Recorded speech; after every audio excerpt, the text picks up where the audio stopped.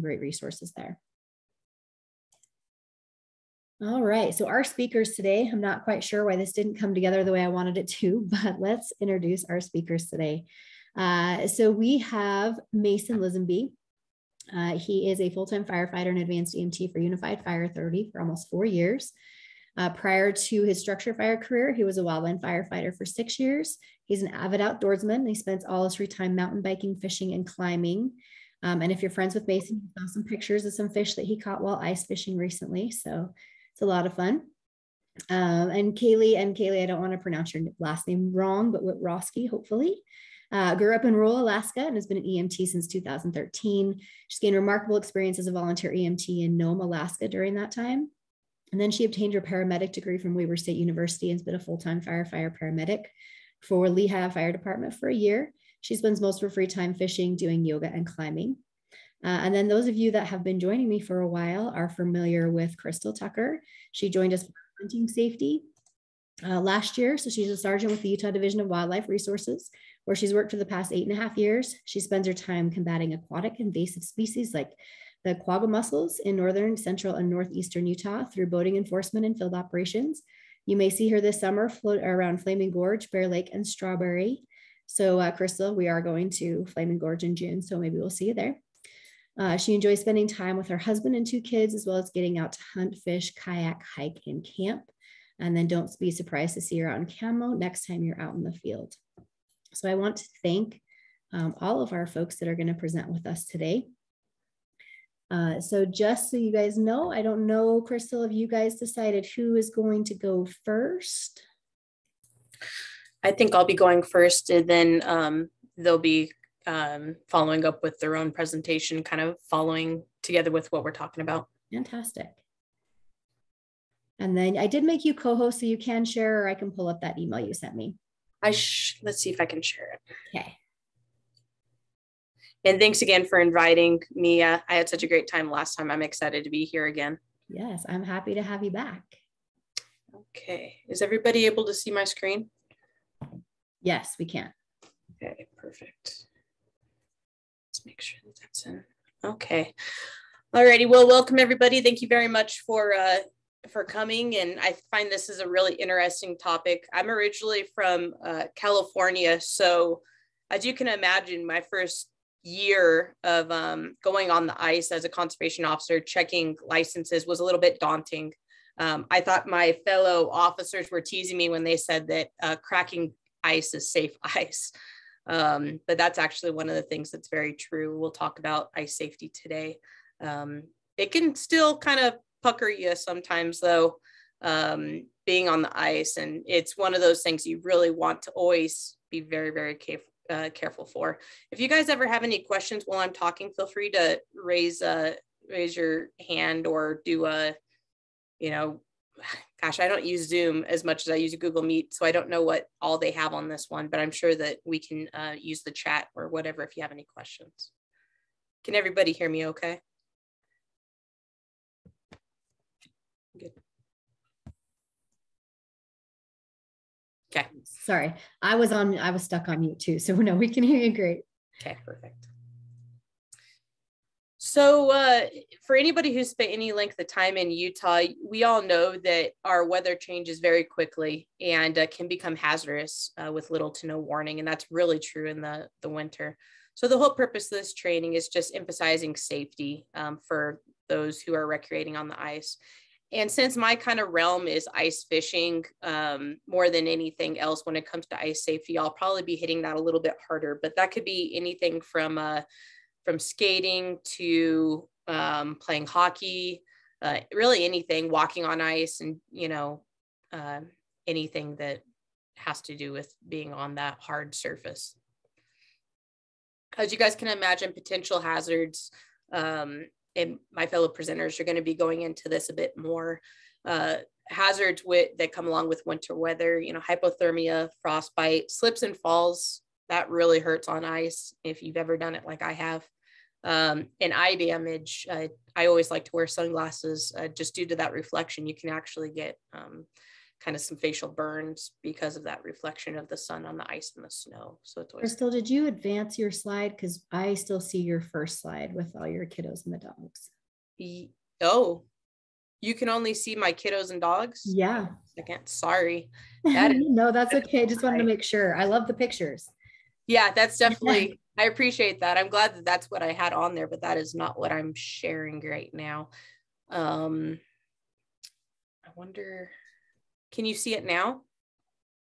Nope. Now I see our gallery. So try one more time. It just dropped. Would you mind going ahead and sharing the one that I sent to you via email this morning? And I'll just ask you to proceed forward instead. Yep. Let me. Okay. I'm going to stop my video. Sorry about that, guys. Oh, now it will not let me open that one, of course. It's saying that I have an issue with the one that you sent me. Okay. You think after 2 years of this, I'd be a little bit better at it. Let's see. Maybe. I mean, I can make it work. I can close down my email part of it and then at least advance that way under a preview. But if you want to try sharing your screen one more time and see if it works. Sure. Let me just make sure.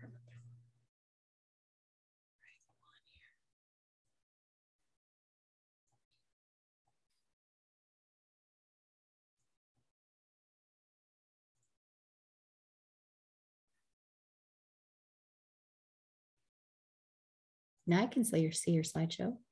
You can see it now? Yeah. Okay. The potential hazards. Okay. So this is, so I'll just go through the first two. You guys already heard it. So just cute pictures and what, but we'll keep going from there. Okay. And the potential hazards. Okay. So we should be on track now. Thanks for letting me know. All right. So some ice safety tips here. So as an officer and really as a mom, I'm big on prepping things and planning. I think that it's especially smart in the winter out here in Utah to do kind of run through mentally what you're going to be needing and doing when you're out there. And it's smart to get into that prepping mindset. So if you're not familiar with it, checking the forecast before you go. I like to use a couple of different apps just because, you know, it seems like it's good to use a couple of different ones rather than relying on one with the way that our weather changes. I recommend the AccuWeather and WeatherBug apps. They seem to do a pretty good job between the two of them for current weather updates. Wearing warm winter clothes, and especially with layers. I like to wear something that's kind of that lightweight underneath that's closest to the skin. I'm kind of wearing one now instead of cotton closest to your skin, because if you get cold or sweaty, that con next to your skin is really going to not be able to keep you warm. So wearing something a little bit lighter closest to the skin and then wearing lots of layers that you can peel off is good. I always like to bring extra clothes as well, even more than I probably think I'm going to need, because wind chill really can cut through multiple layers. Even if it's sunny and clear, that wind can cut right through. And like I said before, bringing sunglasses is a good idea for the glare. Anytime that you're going to go on ice, it's a good idea to go with the partner, use the buddy system, try not to be too far away so you can help each other out. Checking ice conditions, depending on where you go ahead of time is really smart as well. A couple of places that you can utilize that.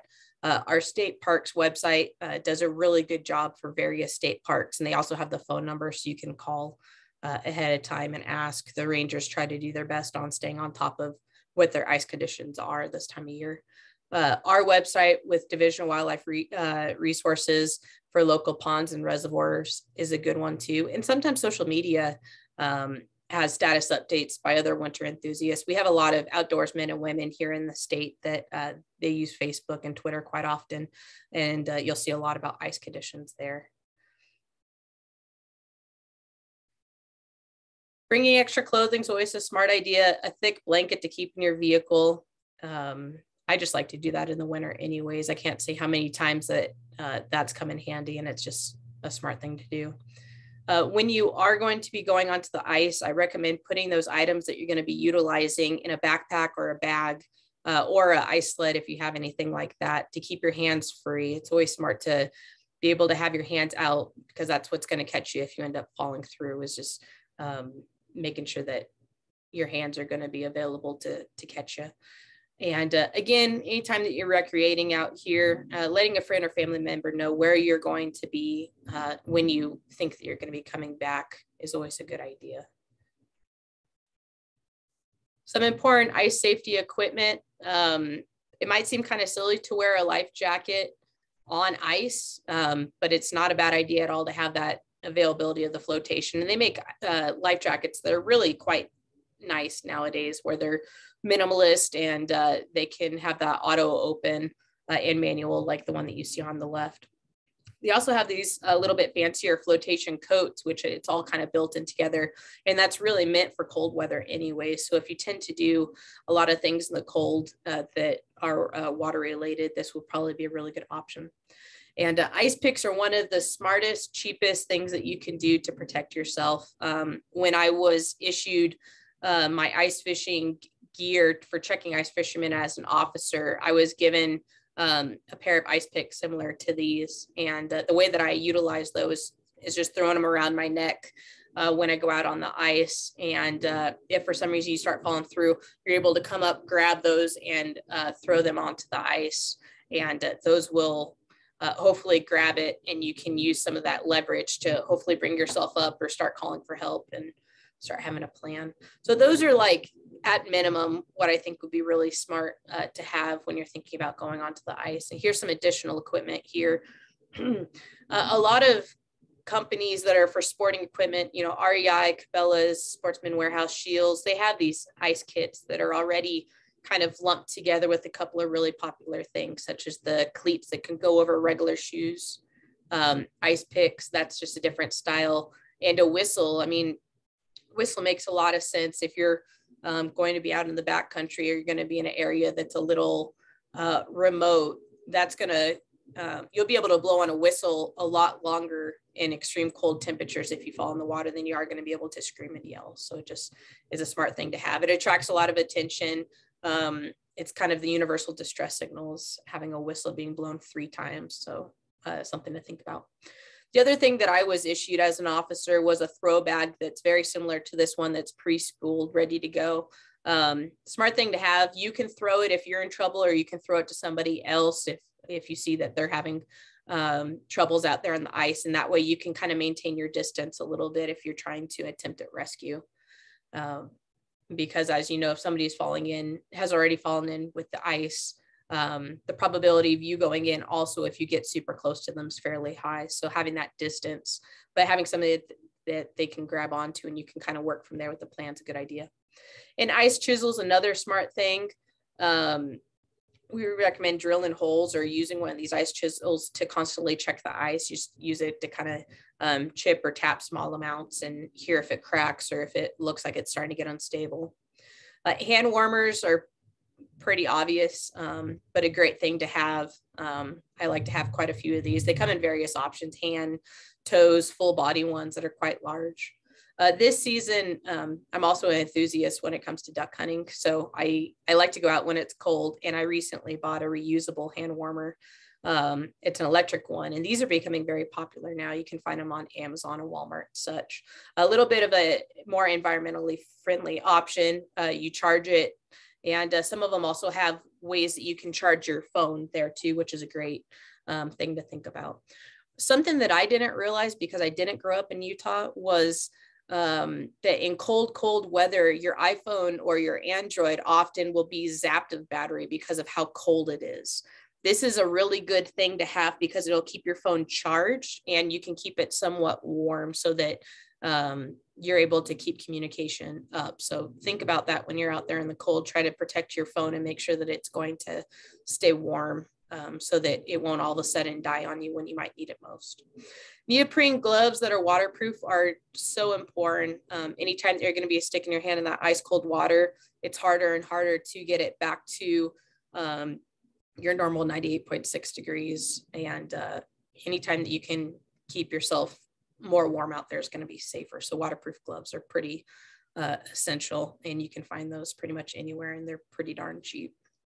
And then the last thing is just, again, spare clothes, spare gloves. It's always a good idea to have those. something that you can also change into in case you go into the water. Any questions so far? I'm going through it a little bit quick because I want to make sure that my other presenters have plenty of time. They've got some great information too. Mine's just a little bit more basic. Ice 101, one of the kind of common sense, a lot of this is common sense, but it's good to keep in the back of your mind. Being aware, you know, ice conditions rapidly change within a few feet as you're going along and throughout the day. Places like Strawberry Reservoir actually have underwater springs that can cause areas to be very unsafe, where it never gets that hard deck ice like other parts of the reservoir does. So it's important to know that about the areas that you're going to go out prior, if at all possible. Continuously checking that ice thickness as you move across, like you can see in the photo. And on days where the daily highs and lows are above freezing, kind of like we've had lately, it's really important to make sure that just because the ice was safe yesterday does not mean that it's going to be safe today. So clear ice, and again, it feels a little counterintuitive. It was something that I've had to get more comfortable over the years, checking ice fishermen and everything. But clear ice actually holds more weight than the cloudy ice, even though you can see straight down. Clear ice is also stronger than the white, where it's kind of got those bubbles, as you can think of it. That picture that I showed, let me go back to it really quick. This picture here where you can see quite a bit down and how thick that ice is and how clear it is, that's going to be quite a bit safer than, let's say, potentially this one here, where you can see that there's a lot more of that cloudier ice. Yeah, just something to think about. So 4 inches of clear ice will actually support 2,000 pounds of space. That's 30 by 30 feet. And it takes double that of this kind of more white ice to do the exact same thing. If there's a minimum of 4 inches of ice, that's good clear ice, you should be okay to walk on that, and at least 6 or more if you have other equipment. Now, I won't say that I haven't seen multiple individuals go out on ice that is 2 inches at our community fisheries here in Davis County because they want to get a fish that's about this big. It's not worth it. Don't go on ice that's less than 4 inches for a fish that you can catch any old time of the day. It's not worth it to me. A lot of the times when I see individuals that are doing that, I tell them, you know, come to me, because the only way I'm going to come to you on that unsafe ice is if I have to rescue you. So far, thankfully, haven't had anybody break through while I'm checking them, but I've even broken through at areas like Causey Reservoir where it's a little bit iffy on the edges. You'll be able to tell if it's iffy on the edges because the people there will warn you about it, hopefully. And also a lot of the times you'll see a plank of wood that'll be right there from the shoreline across for that first 2 to 3 feet. And that's a pretty good indication that those edges are not very safe, and be careful because that'll ruin your day really fast. Walking on the ice late in the season, you know, March and April, when we're starting to get closer to that spring runoff, is really, really dangerous. That's when the ice is already starting to come off. That is also, ironically, some of the best fishing that a lot of people will do. So this is when you'll see actually more people oftentimes go on the ice. So just be very careful. It might not hold as much weight as it did fairly recently. Walking on ice, I think this picture is a great representation of it. It kind of looks funny when you walk on ice safely, but the biggest thing that you're thinking about is that you're kind of spreading out the load. You're going nice and slow.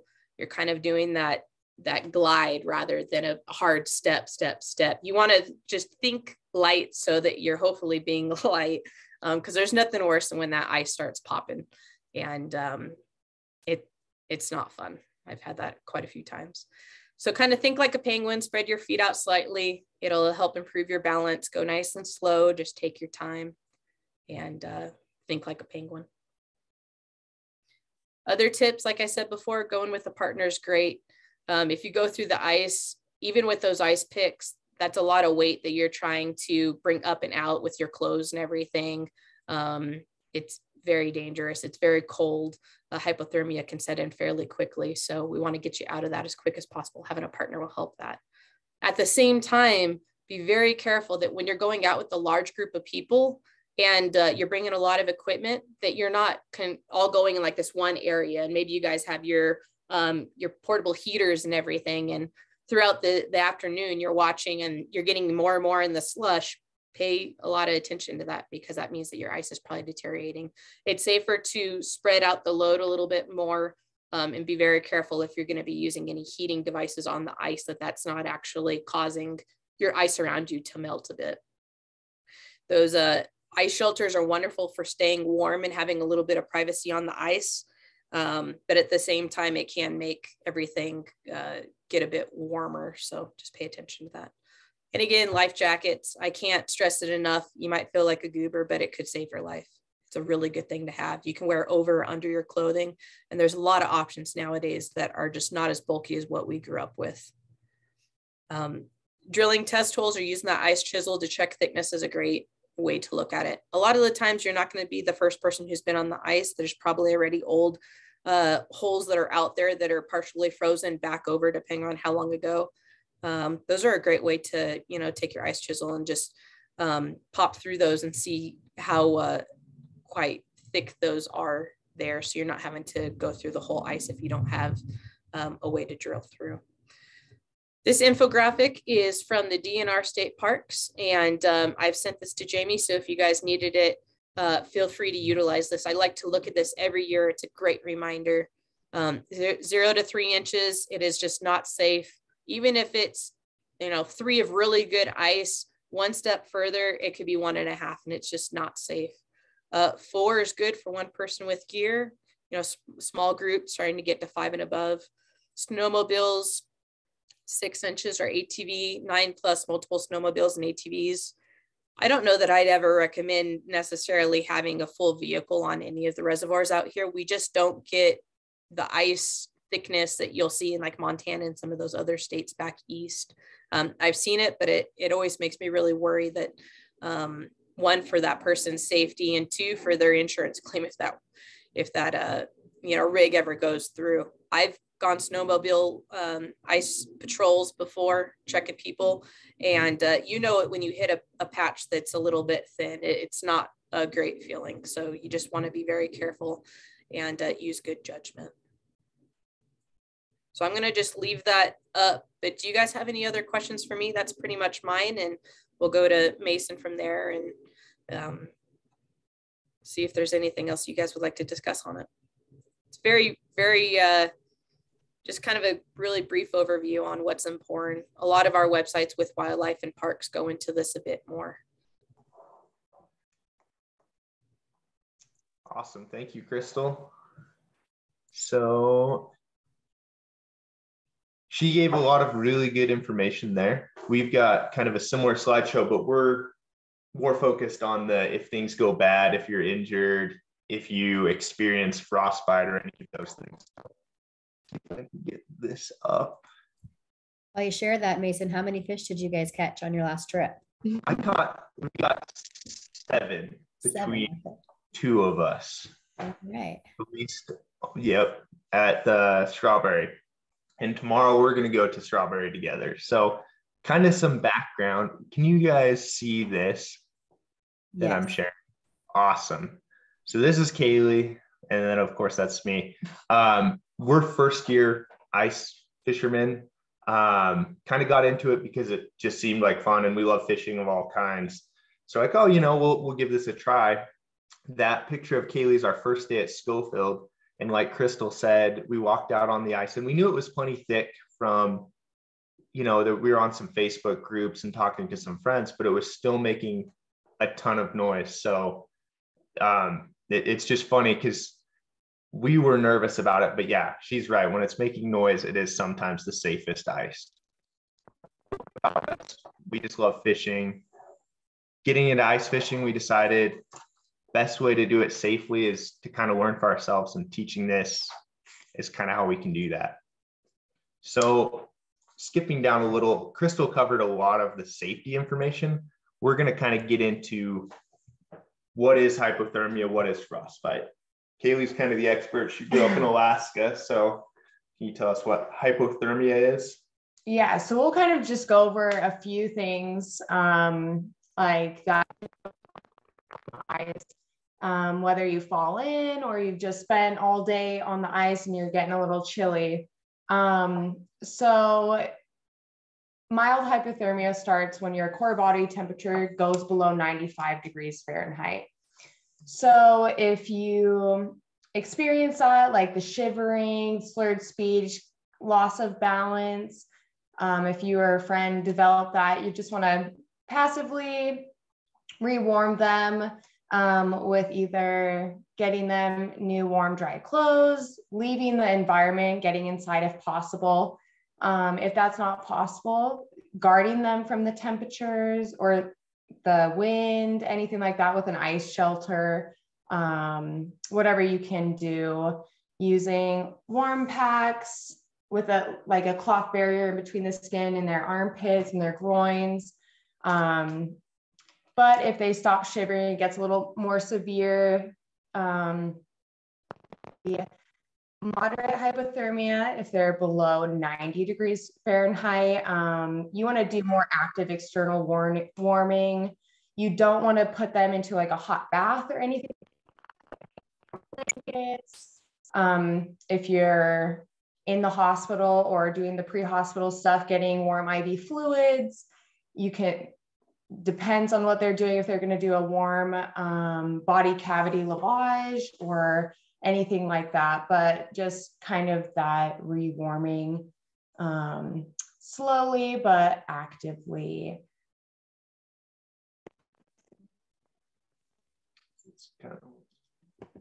So next we'll talk about frostbite. Frostbite can get anywhere from just like frost nip, little pinkness around your nose or the tips of your fingers, to more severe, like a waxy appearance on the skin, muscle damage, which will be pretty severe, and you'll want to get that person treated by a specialist, definitely into the emergency room. But if this happens, if frost nip, you'll just want to slowly rewarm that. Might be a little painful when your fingertips are rewarming. Kind of like a tingly feeling, and then your deeper frostbites, you'll have some scarring and the waxiness stay there, but you'll want to do the same thing with rewarming the tissue and underlying issues. So like Crystal was talking about the snow blindness, not wearing your glasses, we'll kind of go over that a little bit. So not wearing your sunglasses on the ice, that glare can cause some inflammation and irritation in your eye, can cause some vision changes, little black spots, and some eye pain. So wearing your sunglasses is a good way to prevent that. And with ice injuries, cold weather injuries, it's all about prevention and being prepared with the proper equipment, apparel, and just being a little cautious on what you're doing and think of the worst things that can happen when you go out. And then the last thing, pretty basic, just any slips or falls. Like Crystal said, carrying like a first aid pack with you would be great. There are super compact splints that you can take. So if you or someone else injures themselves and you need to splint it, you can do that. Like the SAM splint is great to keep in your bag or in your car for any kind of injury that might happen if you slip or fall. But that's pretty much the main things that can go wrong when you're ice fishing or skating, something like that. Yeah, I think like critical with what Crystal was saying, kind of what we're saying is a lot of the times when you're ice fishing, we're in pretty remote locations where your typical 911 response could be delayed, outwards of an hour.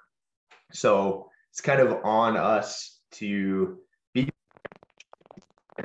be able to stabilize somebody or get them to a more definitive care. So if you're out in a group and somebody falls down and breaks their leg, you need to think critically of, okay, I can put this person on a sled, stabilize them so that we can get them to more definitive care. So just like Kaylee and Crystal were saying, just be safe out there, be prepared for kind of extreme climate conditions, you're sitting on a slab of ice. So a lot can go wrong, but it's very fun when you do it safely. So hope you guys all have a safe season out ice fishing and maybe give it a try. Awesome. I have a question for all three of you guys, whatever you want to answer. So say we're going out, maybe we're new to the ice and somebody in our group does fall through. Most of us on the line are medically trained, but what is the best way to help either pull that person to safety or, you know, give them some sort of device or what do we need to do to help that person in case we need to wait for safety to arrive, or if we can actually help pull them from the ice? So Crystal had a great point with that rope bag. Mm-hmm. And I watched a couple of videos of my fire department has an ice rescue response team that's with our Swiftwater team. And they've got these giant suits. Obviously they're trained and they're equipped to go after that person. If somebody in your party falls through the ice, like Crystal was saying, if you go in after them, it's just not recommended, because if they fell through, chances are you'll fall through too. So the saying is, throw or reach before you go. So that rope bag would be fantastic. A long handled tool if you had something really long. It's not recommended, but if you were to go, the way it's recommended is you scoot across on your belly and reach with some sort of long handled tool. But ideally, you being the person falling through, if you were that person, that individual has those ice picks like Crystal showed. And hopefully the ideal situation is that they're able to rescue themselves and kind of get to that thicker ice. The more people you kind of put into that situation, there's been a ton of occasions where would-be rescuers also become some case studies with that. And so you have one person through the ice, and then next thing you know, you've got a second person, and the situation is just getting worse. If I was out and somebody fell through, like I said, I'd try and throw that rope back, try and instruct them to stay calm, try and palm their way up onto the ice. And then the thing they have to do is just stay horizontal, kick their feet vigorously, and try and pull up onto the ice. And sometimes the ice in front of them will continue to break. It's a really exhausting process, but they just need to keep moving forward until they get to thick enough ice that they can really kick their feet and pull onto. And then, of course, you as the party with them are going to be looking at active rewarming, like Kaylee's saying, get them off to a safe location, get everybody in the party to a safe location, and begin treating for hypothermia.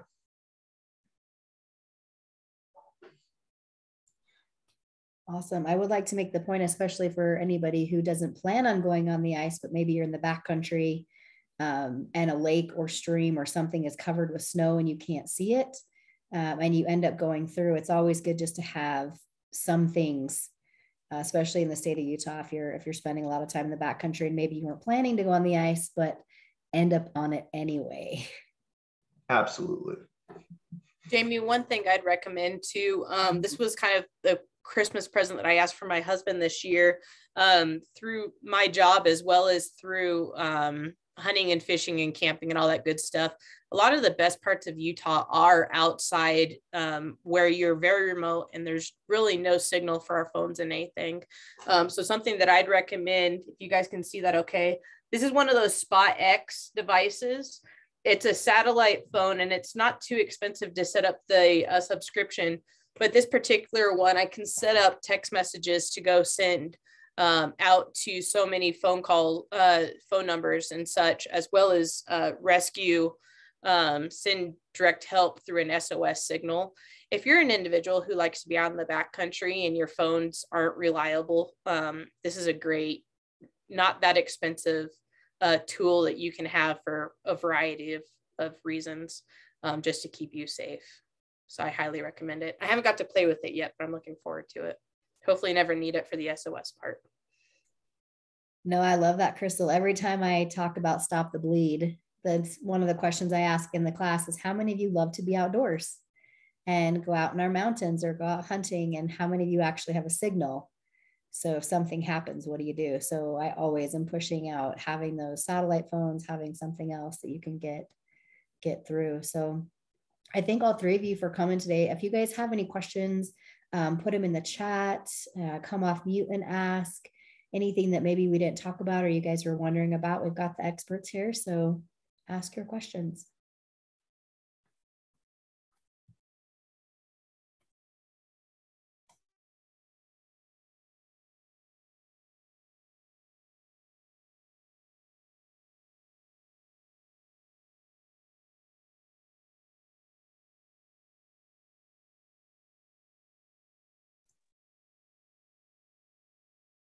The other one, AccuWeather and WeatherBug are the two that I like to use. They each have kind of their pros and cons. I like the storm tracking feature of, I think it's WeatherBug, where they actually show where lightning strikes are closest to you. I use that more really because my daughter really likes the thunder and lightning and everything, but it's kind of fun to look at. And I have been out in the middle of a thunderstorm, duck hunting and such, so it's kind of nice to know when it's close by. And obviously the weather apps are only as good as the forecast, so they're probably fairly inaccurate, but those are the two that I like to utilize. Immediately who fall in, how do you get? I think that Mason did a great job of answering that. Janet, if you want to just kind of touch on those big things again, you too. Yeah, in fact, so if you immediately fall in, I kind of had a slide on this, but just the points that I had in order were: first, remain calm. Immediately, that cold water is going to shock the breath out of you. I haven't personally done this. I've jumped in some cold water though, and I'm sure some of us know that feeling. So the first thing is just going to be gain your bearings, stay calm, take a deep breath as you rise to the surface. And everyone recommends getting horizontal. If ideally you have the equipment Crystal talked about, a PFD and those ice spikes, so you're going to float to the top. They don't recommend trying to kick off your clothing or do anything like that. Some of that's going to have air pockets in it, which will actually assist you coming to the surface. And the first thing you're going to do when you're at that surface, like I said, is get horizontal. So you're going to be trying to grab the edge of the ice.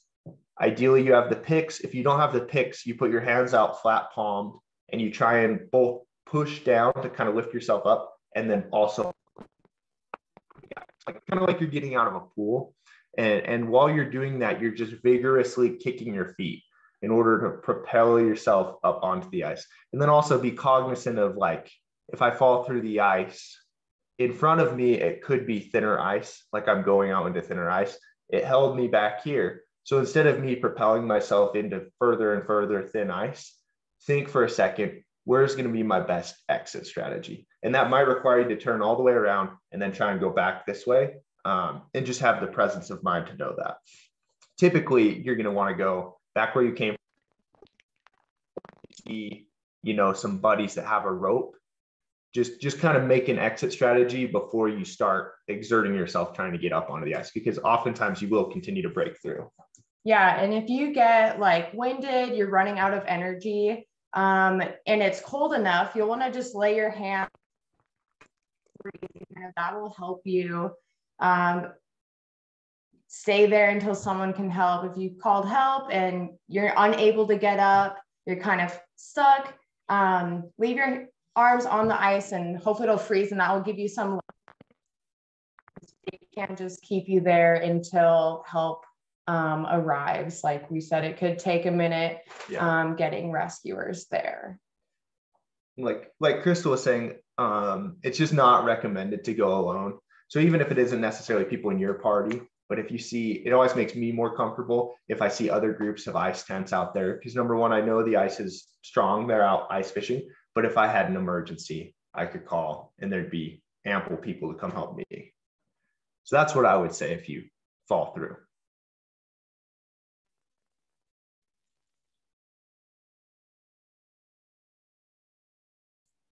And then Crystal, I had a question. When people are out there snowmobiling on certain trails, or do they know in the beginning, is there a way to know, especially if they're not having a trail, led by someone, if they're going to be close to water or frozen lakes? How do people know that when they're taking their snowmobiles out coming into Utah? Because we know we have a lot of people coming here to recreate. What's the best way for them to know so they can stay safe and maybe not take these vehicles out over the ice?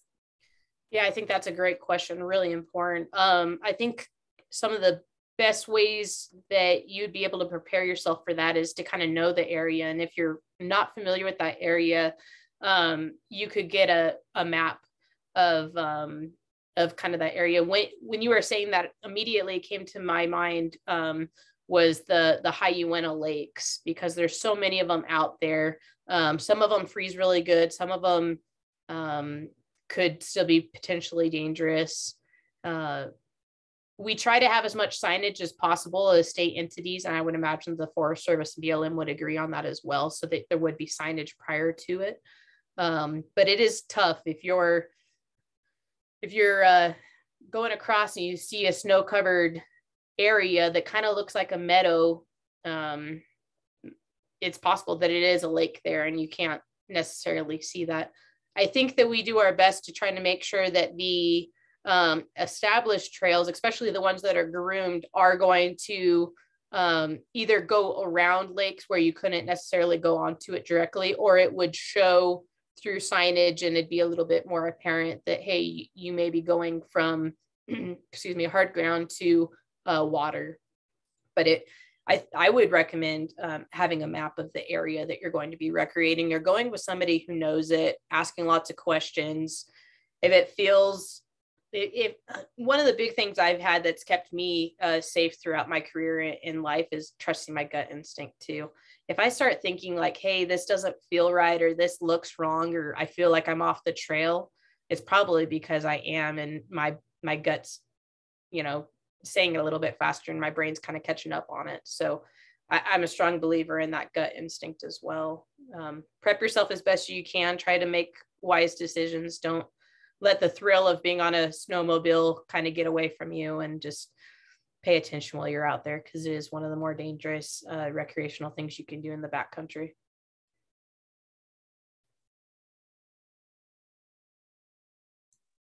Perfect. Thank you. Do you guys have any other points, any other tips and tricks you want to throw out there? No, I think that about covers it. Thank you. Mm-hmm. And anybody in the audience, I just launched the polling questions for you guys, but anybody else who is in the audience want to ask any other questions?